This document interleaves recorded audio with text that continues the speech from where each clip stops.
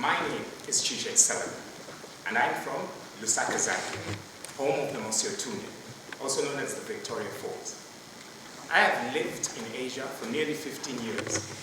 It's home for me, and I work in architecture, designing, that is. When I was asked to do this TED Talk, I found myself, I hope that's better. I found myself buzzing with energy, excitement, and enthusiasm. And for some strange reason, a huge sense of nostalgia. My mind took me to various places, faces, and moments that I had come across in my youth, but hadn't thought about in a long time. It was there that it became clear to me that these were a huge part of my journey, and speaking about it would only come naturally. So today, I'm here to speak to you about diversity and the huge role that it has played in my story of empowerment. I am part of diversity, whether I realize it or not. Diverse in social status, diverse in culture, diverse in ability, and well, diverse in race too.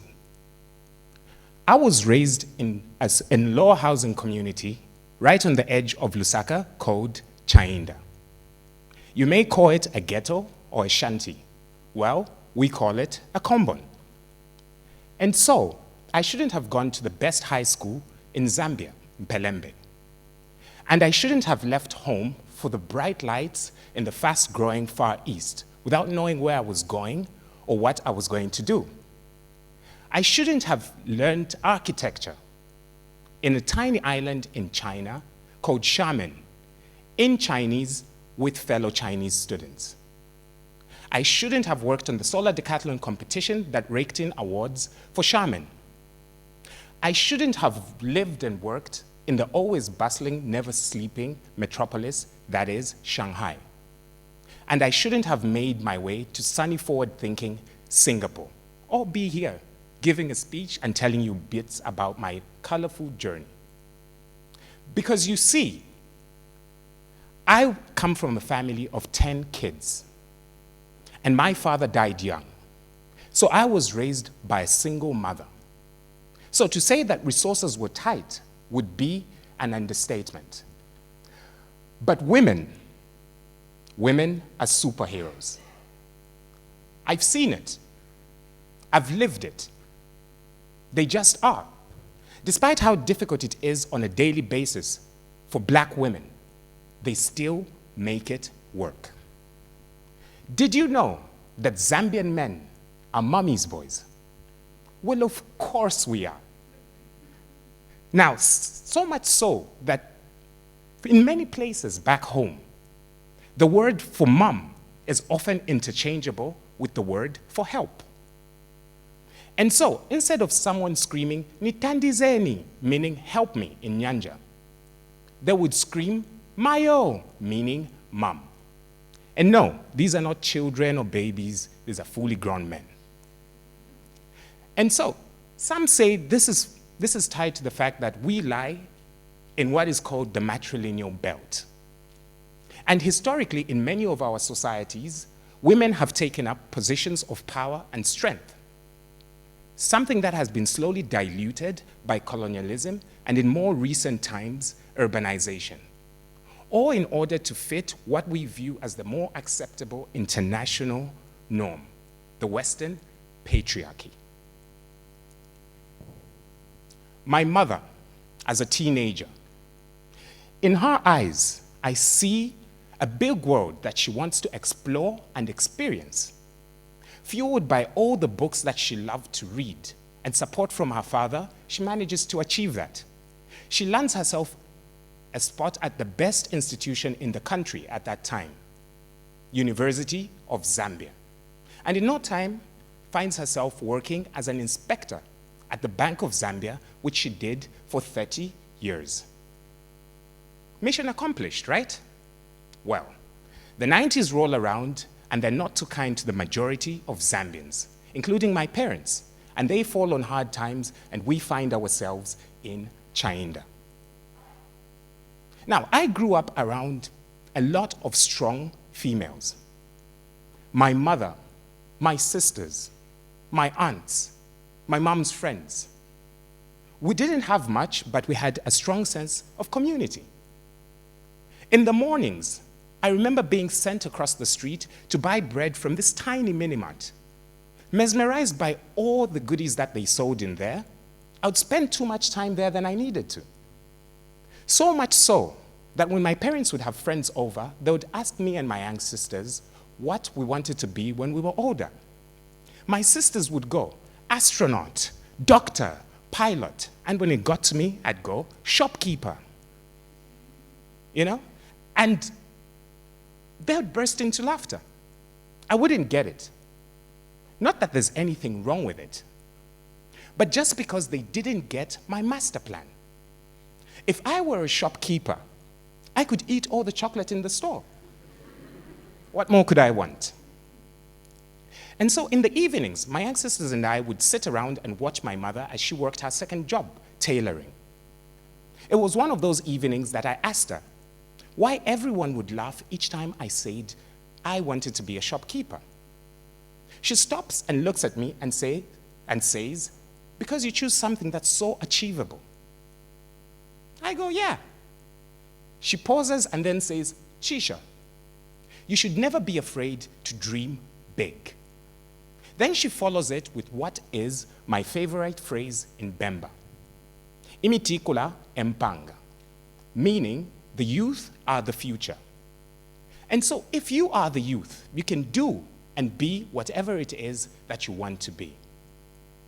That was the day that everything changed for me. I didn't just want to be a shopkeeper.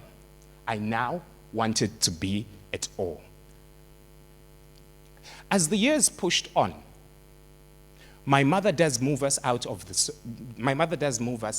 to the suburbs, and I land myself a spot at this amazing high school because of my good grades.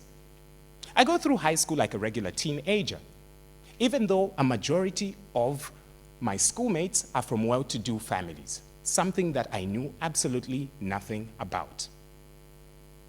I do manage to complete or graduate high school, having accomplished a few things: good grades and a strong network. While there, I also realized that most of the students wanted to act like they were coming from the Combine. You know, try to get their street cred up. Now that I know plenty about. It was there that I came to the understanding that my experiences were not just a disadvantage, but also an advantage, especially when it came to communicating with individuals such as these, who came from a different social background to myself. Shortly after, I quit my A-levels and decided to move to Asia, to try something new. I, of course, shared this news with my mother, who was convinced that I had lost my mind. After a lot of arguments and a lot of stubbornness, I did make my way east, with my family's blessing, of course. And where did I find myself, you may ask? Shaman. And when I did, I should have realized that I had dived into the deep end. If the language barrier wasn't a big enough sign, I don't know what could have convinced me. A few days in, I start to feel the nerves. So I meet up with this young gentleman who worked at Shaman University that I had been previously in contact with, because he had led me to Shaman with stories of the beach life and palm trees. Now you see, I'm from a landlocked country, and so this was paradise.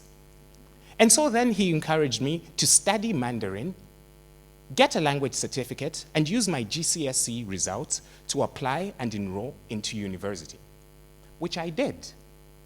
A year later, I had sat for my Chinese language proficiency exam and passed. I was so excited. I had learned basic conversational Mandarin. I could walk down to the market and ask the vendor, 请问一下，一斤苹果是多少钱呢？阿姨就说，红色的苹果4块钱，绿色的苹果5块钱. Basically asking how much do the red and green apples cost. I had managed, in my head, I was Dashan.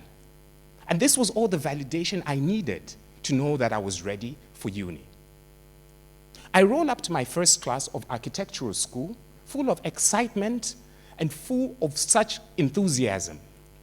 About an hour into my class, I then realized that the only words that I had understood up until that point were, "Good morning, class." Surprise, surprise, no red apples or green ones either. The hard truth had just hit, and things were about to get even more real. So I thought it was just a phase, well, one that lasted 2 years.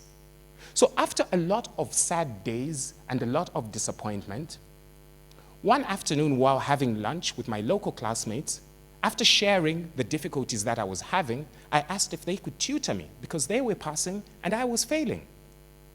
They then burst into laughter. "We're failing too." I was shocked. "Failing? Well, you guys understand Mandarin fluently, don't you?" They go, "Yeah, but we're also learning this stuff for the first time. All this architectural stuff is new to us." I smiled because that was exactly what I needed to hear in that moment. In my own positive interpretation, I had understood that we all had our own challenges. And so if passing was achievable for them, it was achievable for me too. I had to quit all the odd jobs that I held at the time because clearly school had become too demanding. Even though I still needed the money, unlike most of my schoolmates who were on scholarship. So one summer holiday, while down in Guangzhou with a friend, we stumbled upon this huge shopping district with numerous stores. And while we're sat in one of the stores and I'm having a suit made for an event, voila, a business idea comes to mind. To buy suits and sell them back home, much like my mother's second job. And I did. And I became successful at it. So much so that I started to think of other ways in which I could enlarge my empire. Then I remembered that how much women back home loved wigs and weaves. And at the time, China was exporting nearly 3 billion worth of hair products annually, with Africa as its largest, not largest, the second largest consumer at 34%. I jumped onto that train, and there we go. I knew that this was an opportunity for me to take up. And so, as I was cultivating these new skills outside my comfort zone, I learned to grow more. A few years down the line, I graduated from my bachelor's with flying colors. I then applied for a master's degree and got accepted on scholarship as an exceptional student. I then took on my 3-year degree, but then completed it within a year. That left me plenty of time to move to Brazil, where my wife is from, before graduating. In Brazil, I learned to make chocolates and these amazing round delights that are absolute heaven called brigadeiro.